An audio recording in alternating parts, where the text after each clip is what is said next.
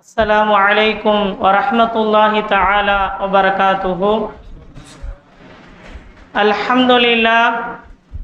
الحمد لله رب العالمين. الصلاة والسلام على سيدنا وحبيبنا مولانا محمد صلى الله عليه وسلم وعلى آله وصحبه أجمعين. أما بعد، فقد قال الله تعالى في القرآن العظيم وفي القرآن المجيد: أعوذ بالله من الشيطان الرجيم. بسم الله الرحمن الرحيم. فألهمها فجورها وتقواها قد أفلح من زكاها وقد خاب من دساها. صدق الله العلي العظيم. புகழும் புகழ்ச்சியுமாகிறது ஏகவல்லோன் அல்லாஹ் ஒருவனுக்கே உரித்தாகட்டுமாக. அவனுடைய சாந்தியும் சமாதானமும் எம்பெருமானார் ரசூலில் கரீம் ஸல்லல்லாஹு அலைஹி வஸல்லம் அவர்களின் மீதும் அவர்களின் அடிச்சுவற்றை அடிபிறலாமல் பின்பற்றிய உத்தம சத்திய சஹாபாக்கள், தாபிஈன்கள், தபா தாபிஈன்கள், நாதாக்கள், ஷுஹதாக்கள், நல்லோர்கள், குறிப்பாக நம் அனைவர்களின் மீதும் அல்லாஹுவின் வற்றாத கருணை என்றென்றும் இன்று நிலவட்டுமாக. ஆமீன். கண்ணியத்திற்குரிய அல்லாஹுவின் நல்லடியார்களே, அல்லாஹுவினுடைய மகத்தான கருணையினால் மீலாது தொடர் சொற்பொழிவு பயான் நமது மேலப்பாளையம் மஜ்லிஸுல் உலமாவின் சார்பாக ஏற்பாடு செய்யப்பட்டு 7வது நாளாக இன்று மிகச் சிறப்பாக நடைபெற்று கொண்டிருக்கிறது. இதன் மூலமாக பெருமானார் ஸல்லல்லாஹு அலைஹி வஸல்லம் அவர்களுடைய வாழ்க்கை நிகழ்வுகளை, நாம் அறிந்திராத நிகழ்வுகளை அறிந்து கொள்வதற்கும், அது மட்டுமன்றி பெருமானார் ஸல்லல்லாஹு அலைஹி வஸல்லம் அவர்களுடைய வாழ்க்கையை அவர்கள் எப்படி வாழ வேண்டும் என்று நமக்கு கற்றுத்தந்தார்களோ அந்த அடிப்படையிலே வாழ்ந்து மரணித்த நம்முடைய சலஃபு சாலிஹீன் என்று சொல்லக்கூடிய நல்லோர்களினுடைய வரலாறுகளையும் இணைத்து இங்கே பேசப்பட்டு கொண்டிருக்கிறது. அந்த அடிப்படையில் தான் பெருமானார் ஸல்லல்லாஹு அலைஹி வஸல்லம் அவருடைய சுன்னத்துகளை அடிபிறலாமல் பின்பற்றி வாழ்ந்த, அகத்தை அழகுபடுத்திய ஆன்மீக ஞானி அபு யஸீதுல் பிஸ்தாமி ரஹ்மத்துல்லாஹி அலைஹி அவர்களை குறித்து இங்கே பேச நான் பணியப்பட்டிருக்கிறேன். இங்கே 12 நாட்களும் ஒரு தலைப்பு பொதுவாக சொல்லப்பட்டு கொண்டே வருகிறது. அகத்தை அழகுபடுத்திய ஆன்மீகவாதிகள் என்ற ஒரு தலைப்பு. அல்லாஹ் தன் திருமறையிலே சொல்லி காட்டுவான்: فَأَلْهَمَهَا فُجُورَهَا وَتَقْوَاهَا قَدْ أَفْلَحَ مَنْ زَكَّاهَا. அல்லாஹ் ஒரு பொருளின் மீது சத்தியமிட்டு ஒரு விஷயத்தை சொன்னால் அது எவ்வளவு அதி முக்கியமானது என்பதை நமக்கு பெருமக்கள் விளக்கி தருவார்கள். அப்படி ரப்புல் ஆலமீன் அல்லாஹு தஆலா 7 பெரும் விஷயங்களின் மீது அல்லாஹ் சத்தியமிட்டு சொல்கிறான். வஷ்ஷம்ஸி வல்லுஹாஹா வல்கமரி இதா தலாஹா என்று தொடர்ந்து 7 பெரும் விஷயங்களின் மீது அல்லாஹ் சத்தியம் செய்து சொல்லுகிறான். கத் அஃப்லஹ மன் ஸக்காஹா.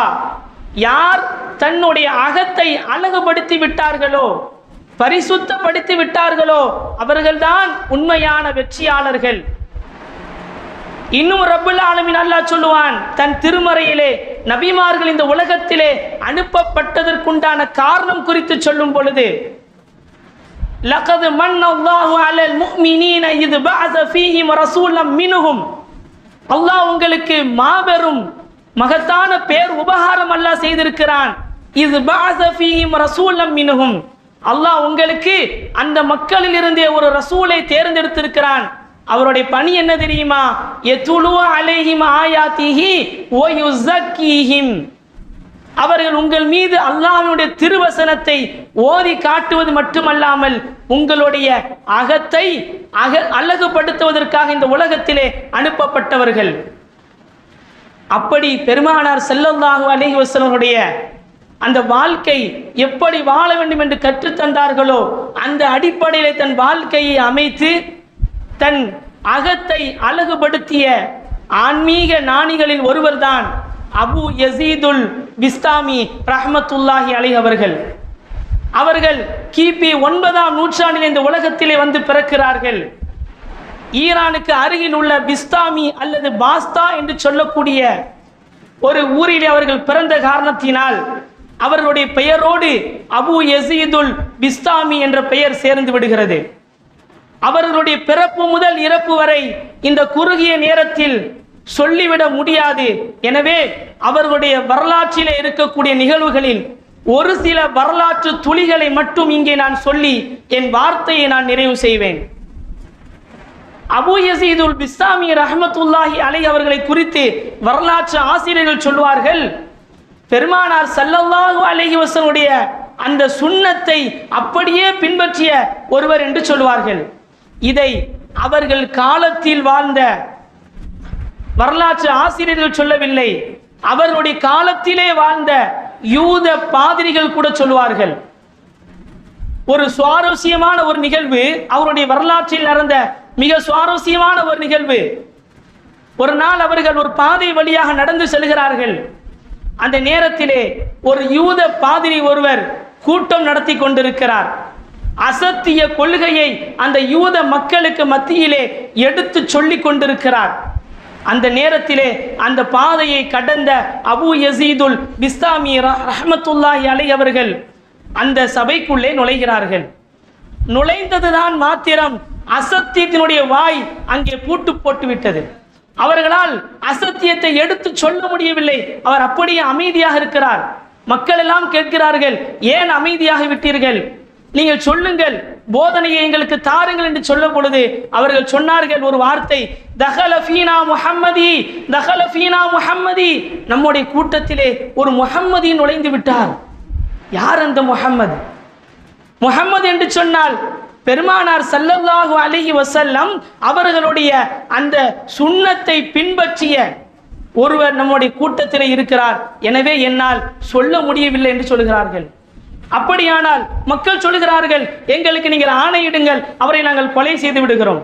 வேண்டாம், அவர்களை கொலை செய்ய வேண்டாம், எனக்கு முன்னால் வந்து அமர சொல்லுங்கள், நான் ஒரு சில கேள்விகளை அவர்களுக்கு நான் கேட்கிறேன், அதற்கு அவர் எப்படி பதில் சொல்கிறார் என்று நாம் பார்ப்போம். அப்படியா என்று சொல்லி அபு யசீதுல் பிஸ்தாமி அவர்களை அந்த யூத பாதிரிக்கு முன்னால் அமர்த்தப்படுகிறது. யூத பாதிரி கேள்வி கேட்கிறார். என்ன சொல்கிறார் தெரியுமா? ஒன்று இருக்கிறது, இரண்டு இல்லை, அது என்ன என்று கேட்கிறார். அபு யசீதுல் பிஸ்தாமி அவர்கள் சொல்கிறார்கள், குல் ஹுவல்லாஹு அஹத், அல்லாஹ் ஒருவன் தான், இரண்டு என்பது கிடையாது. இரண்டு இருக்கிறது, மூன்று இல்லை, அது என்ன என்று கேட்கிறார்கள். அல் லைலு வன் நஹார், இரவு பகல் இரண்டு தான் இருக்கிறது, மூன்று கிடையாது. மூன்று இருக்கிறது, நான்கு இல்லை, அது என்ன? லவ்ஹ், கலம், குர்சி என்று மூன்று தான் இருக்கிறது, நான்கு என்பது கிடையாது. நான்கு இருக்கிறது, ஐந்து இல்லை, அது என்ன? சொல்கிறார்கள், தௌராத், இன்ஜீல், ஜபூர், குர்ஆன், நான்கு வேதம் தான் இந்த உலகத்தில் இருக்கிறது, ஐந்தாவது என்று ஒன்று கிடையாது. ஐந்து இருக்கிறது, ஆறு இல்லை. அல்லாஹ் இந்த உலக மக்களின் மீது ஐந்து கடமைகளை, ஐந்து வகையான கடமையான தொழுகைகளை தான் கடமையாக்கி இருக்கின்றான். ஆறாவது என்று ஒரு கடமையான தொழுகை கிடையாது. ஆறு இருக்கிறது, ஏழு இல்லை. அல்லாஹ் இந்த உலகத்திலே வானங்களையும் பூமியையும் 6 நாட்களில் தான் படைத்தான். 7 என்பது கிடையாது. 7 இருக்கிறது, 8 இல்லை.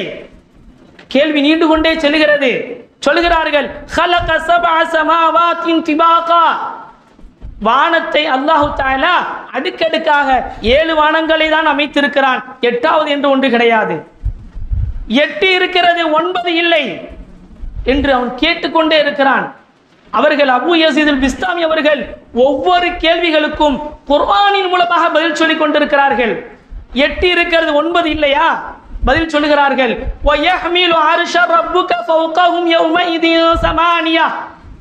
அன்றைய நாளிலே 8 மலக்குமார்கள் தான் அல்லாஹ்வினுடைய அர்ஷை சுமந்து கொண்டு வருவார்கள். 9 என்பது ஒன்று கிடையாது. அடுத்து சொல்கிறான் 9 இருக்கிறது, 10 இல்லை. அதற்கும் அவர்கள் பதில் சொல்கிறார்கள், வகான ஃபில் மதீனதி திஸ்அத ரஹத்தின் யுஃப்ஸிதுன ஃபில் அர்த். அல்லாஹ் குர்ஆனிலே ஒரு கூட்டத்தாரை குறித்து இந்த பூமியிலே அவர்கள் குழப்பம் செய்கிறார்கள் என்று சொல்லும் பொழுது அல்லாஹ் சொல்வான், அவர்கள் 9 வகையிலே இருக்கிறார்கள், 10வது என்று ஒன்று கிடையாது. 10 இருக்கிறது, 11 இல்லை. அப்படியா? அதற்கும் சொல்கிறார்கள், தில்க அஷரத்துன் காமிலா. யாராவது ஹஜ்ஜிலே வாஜிபான ஒரு காரியத்தை விட்டுவிட்டால் அவர்கள் 10 நோன்புகள் தான் வைக்க வேண்டும், 11 என்று ஒன்று இல்லை. இப்படியே கேள்விகள் தொடர்ந்து கொண்டே செல்கிறது. அவன் கேட்பதை நிறுத்தவில்லை, கேட்டுக்கொண்டே இருக்கிறான். அல்லாஹ் இந்த உலகத்திலே ஒரு வஸ்துவை படைத்தான், அதை பற்றி அவனே கேள்வி கேட்கிறான். அது என்ன வஸ்து என்று கேட்கிறார்கள். அபூ யஸீத் பிஸ்தாமி அவர்கள் சொல்கிறார்கள், அது மூசா அலைஹிஸ்ஸலாம் அவர்களுடைய அஸா. அந்த அஸாவை, அந்த கம்பை படைத்தது ரப்பு தான். அதை குறித்து அவனே கேள்வி கேட்கிறான். அடுத்து சொல்கிறான், இந்த உலகத்திலே ஒரு வஸ்து மூச்சு விட்டு கொண்டிருக்கிறது, ஆனால் அதற்கு உயிர் இல்லை. மூச்சு விடுகிறது, உயிர் இல்லை என்று ஒரு கேள்வி. சொல்கிறார்கள், வஸ்ஸுபுஹி இதா தனஃபஸ். அதிகாலை மூச்சு விடுகிறது, ஆனால் அதற்கு உயிர் இல்லை. இந்த உலகத்திலே ஒரு கபர் இருக்கிறது, அந்த கபரு தன்னிலே உள்ள ஒருவரை இந்த உலகத்தின் பல பாகங்களிலே சுற்றி வந்தது. அது என்ன கபரு? அந்த கபரிலே இருந்தவர் யார் என்று ஒரு கேள்வி. சொல்கிறார்கள் அபூ யஸீதுல் பிஸ்தாமி ரஹ்மத்துல்லாஹி அலைஹி அவர்கள், சையதுனா யூனுஸ் அலைஹிஸ்ஸலாம் அவர்கள் தான். அவர்களுடைய கபர் என்பது அந்த மீனினுடைய வயிறு. அந்த வயிற்றில் அவர்கள் ஏறக்குறைய 40 ஆண்டுகள் இருந்தார்கள். அந்த மீன் அவர்களை அந்த கடலினுடைய பல பாகங்களுக்கும் அது அவர்களை அழைத்து சென்றது. இப்படியே கேள்வி நீண்டு கொண்டே செல்கிறது. நான் சுருக்கிக் கொள்கிறேன். அவன் இப்படி கேட்டுக்கொண்டே இருக்கும் பொழுது அபூ யஸீதுல் பிஸ்தாமி ரஹ்மத்துல்லாஹி அவர்கள் சொன்னார்களாம், எப்பா இவ்வளவு கேள்வி நீ கேட்டியப்பா, நான் ஒரே ஒரு கேள்வி கேட்கட்டுமா என்று கேட்கிறார்கள். ஒரு கேள்வி தானே, சரி சொல்லுப்பா, என்ன கேள்வி நீ பெருசா கேட்டுற போற? அவர்கள் கேட்டார்கள், மா மிஃப்தாஹுல் ஜன்னா, சொர்க்கத்தினுடைய திறவுகோல் எது என்று அபூ யஸீதுல் பிஸ்தாமி ரஹ்மத்துல்லாஹி அலைஹி அவர்கள் அந்த யூத பாதிரியை பார்த்து ஒரே ஒரு கேள்விதான் கேட்டார்கள். அவன் அப்படியே அமைதியாக ஆகிவிட்டான், பதில் சொல்லல. அந்த சுத்தி இருந்த மக்கள் சொல்கிறார்கள், பதில் சொல்லுங்க, பதில் சொல்லுங்க, ஏன் அமைதியா இருக்கிறீங்க?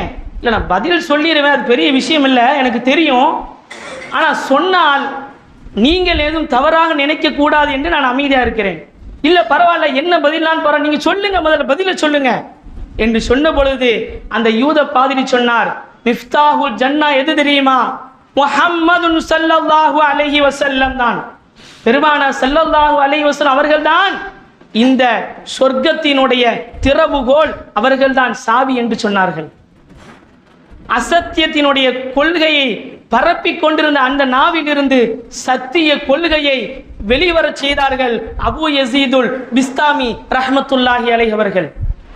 இது எப்படி நிகழ்ந்தது என்று சொன்னால், அவர்களிடத்தில் இருந்தது பெருமானார் ஸல்லல்லாஹு அலைஹி வஸல்லம் சுன்னத்தை அப்படியே பின்பற்றிய காரணத்தினால் அல்லாஹ் தஆலா அவர்களுக்கு குர்ஆனினுடைய ஞானங்களை அவர்களுக்கு வழங்கினான். எனவேதான் அவன் கேட்ட அத்தனை கேள்விகளுக்கும் குர்ஆனின் மூலமாக அவர்கள் பதில் உரைத்து அசத்தியத்தை சொல்லிக் கொண்டிருந்த அந்த நாவிலிருந்து சத்தியத்தை வெளிவரச் செய்தார்கள்.